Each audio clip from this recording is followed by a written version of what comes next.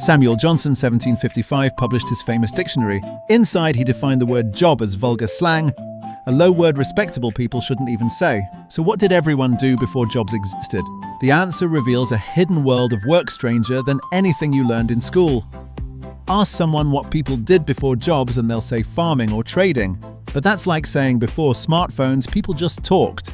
The real picture is way messier. The stable job we know today, unimaginable for centuries. People survived through household production, seasonal labor, guilds, patronage, barter, apprenticeships, and crushing debt.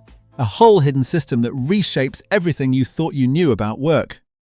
Here's the part that genuinely blew my mind. The word job only became respectable in 1858. It was criminal slang. In the 1700s, a job meant a corrupt deal or political graft. Thieves in 1722 used it for a planned robbery. The modern job was literally born from criminal language.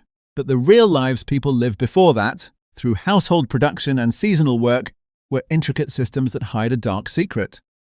Here's a fact they don't teach you in history class. For over 200 years, there was a widespread tradition called Saint Monday. Workers simply refused to show up on Mondays. Not a holiday, not sanctioned, just a collective decision that the work week should begin on Tuesday. It was so common that factory owners had to accept it. This wasn't laziness. It was a remnant of a world where work was task-based, not time-based. Imagine if starting tomorrow, nobody showed up on Wednesdays. Not a strike, just a quiet agreement. Bosses would fume. But if the whole society decided, what could they do? That's Saint Monday, a 200-year tradition. In a world where work was peace-based, not time-based, people simply took Monday as a recovery day. They'd grind Tuesday to Saturday, then rest. It was the logic of a task-driven life versus our hourly wage prison. Before the factory, the home was the original production hub. In the 1500s, a family didn't commute to work. They worked where they lived.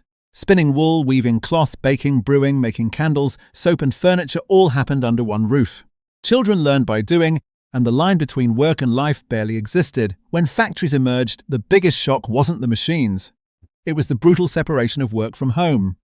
Take the medieval guild you didn't apply. At age 7, your parents handed you to a master craftsman. For years you ate, slept, and breathed the trade inside his house.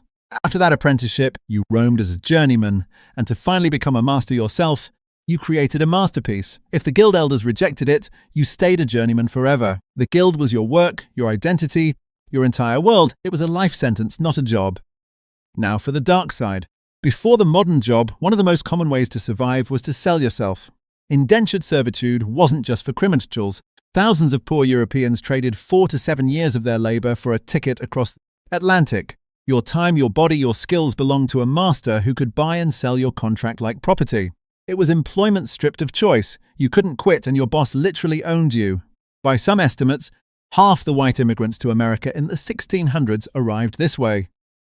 Picture London in 1650, you're starving, and a captain offers passage to Virginia. You sign an indenture, a torn sheet of paper where you keep one half. In Virginia, a planter buys your contract at auction. For 7 years, you vanish into the tobacco fields. No wages, no freedom. You need permission just to marry. If you run, they hunt you down.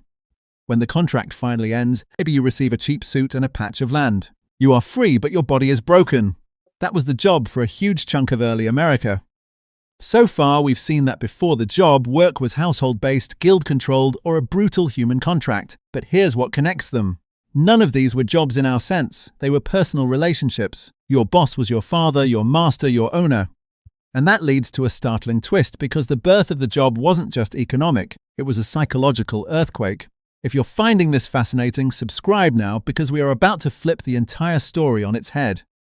Here's the twist. We think of a job as freedom. You choose your employer, you can quit. But look closer. Before jobs, you depended on a specific master, yet you had a clear place in a household or a guild.